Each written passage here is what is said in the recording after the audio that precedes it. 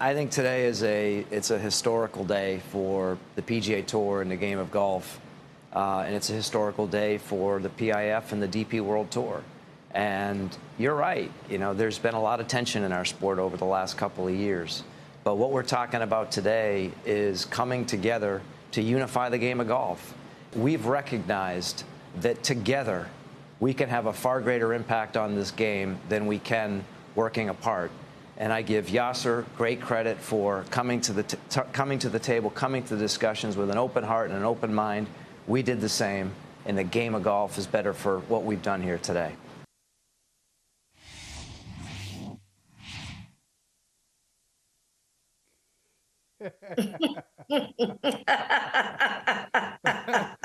You know, Reeta Hubbard, the NFL chick, is here. Reeta, you know what this is all about, right? We know what it's all about. It's so funny. It's so funny to hear. Those were statements from the same person coming out of the same mouth about a year apart. That's Jay almost Monahan. To the day. Almost to the day, by the way. right? Mm-hmm. Right.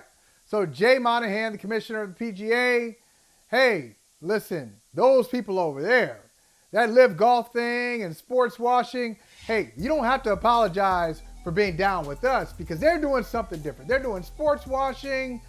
They have to live with themselves. I don't know how they even sleep at night. Their conscience must be heavy. How could they? How could those golfers go over there? But no, not us. We're nice and clean. We do it the right way. That was last year. Mm-hmm. Today, we have a merger. We have a merger between the PGA and I love the way this headline puts it, the Saudi-backed LIV, LIV Golf Tour and PGA merger, all one big happy family now, Reeta. And all I can say is, you know, don't get in the middle. Reeta, I'm just going to give you some advice. You know, you can take it for what it's worth. You don't have to take my advice. I'm just going to say, don't get in the middle of a family argument.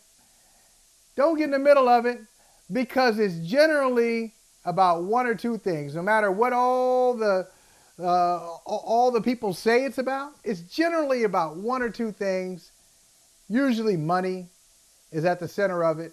Like if you and I have an argument, like you get mad at me, you'll probably get mad at me over you feel like I owe you some money or something. And I'm just going to tell you right now, it's not my fault. It's Gary or Natalie's fault. It's not me. It's not my fault. Anyway, but isn't that what this is all about? Isn't this about money?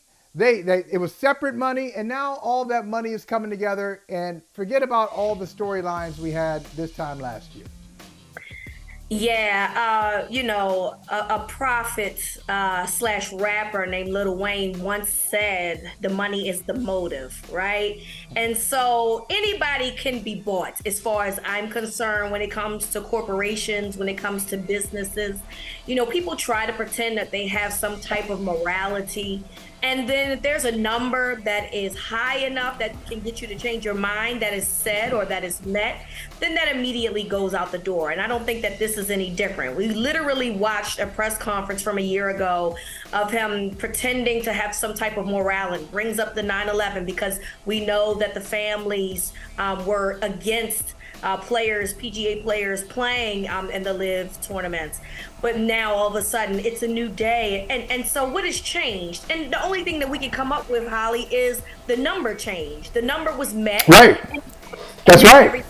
Was set. Here's my where I'm like, oh, this is messed up. Because you had guys that were riding and dying for the PGA tournament. You had guys that were turning down money from the LIV tournament and saying, no, I'm being loyal. I'm a rock with the PGA and I'm not going to do that. And, you know, I can't be bought.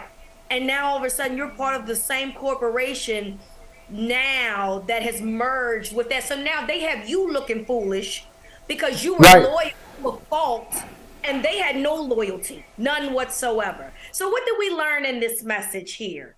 I don't know if we should talk about this, but I'm going to say it. Maybe we shouldn't be loyal to corporations because they're not loyal to nothing dollar when it all boils down to it. Right, and I'd say, and the other thing, you bring up a great point.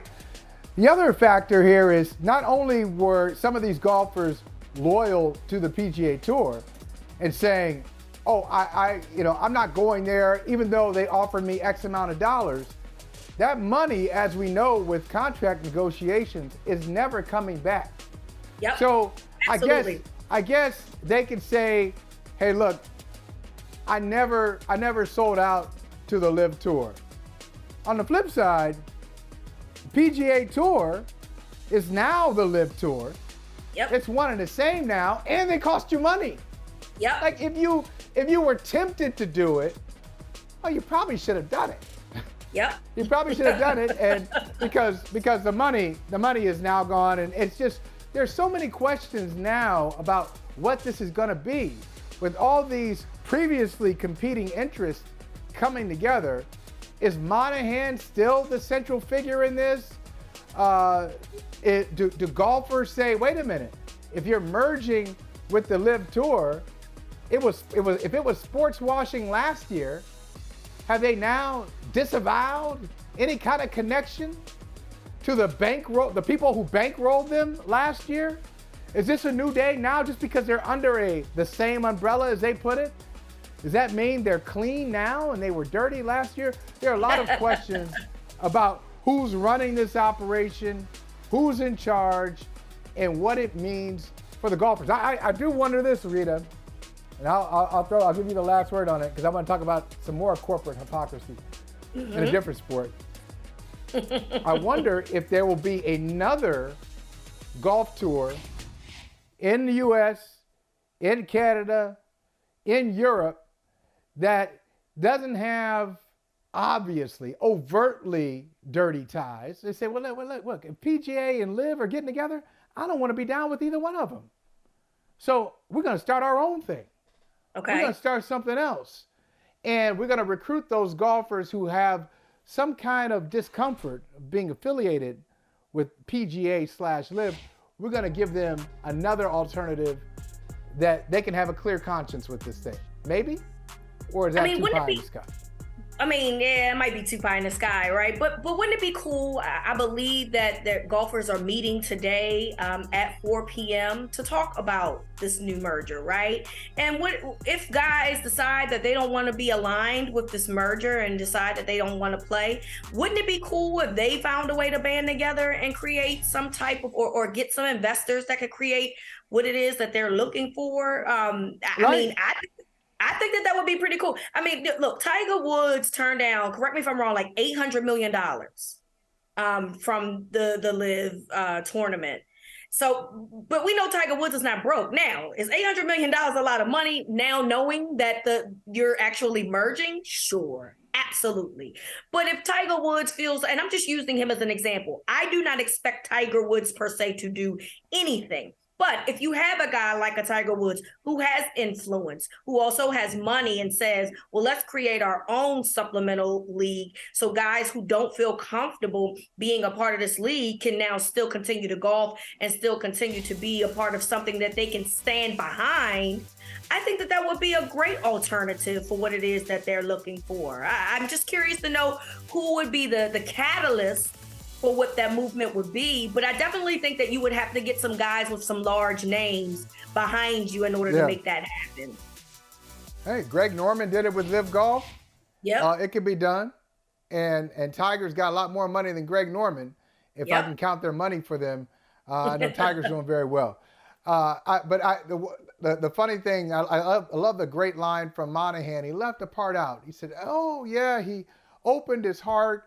He opened his mind, and you all opened your wallets and combined them. And that's what this was all about. Forget about your open heart and your open mind. Hey, thank you for watching Brother from Another. If you haven't hit that subscribe button, go ahead and do that now. Don't forget, you can catch us 3 to 4 weekdays on PeacockTV.com and on Sirius XM Channel 85.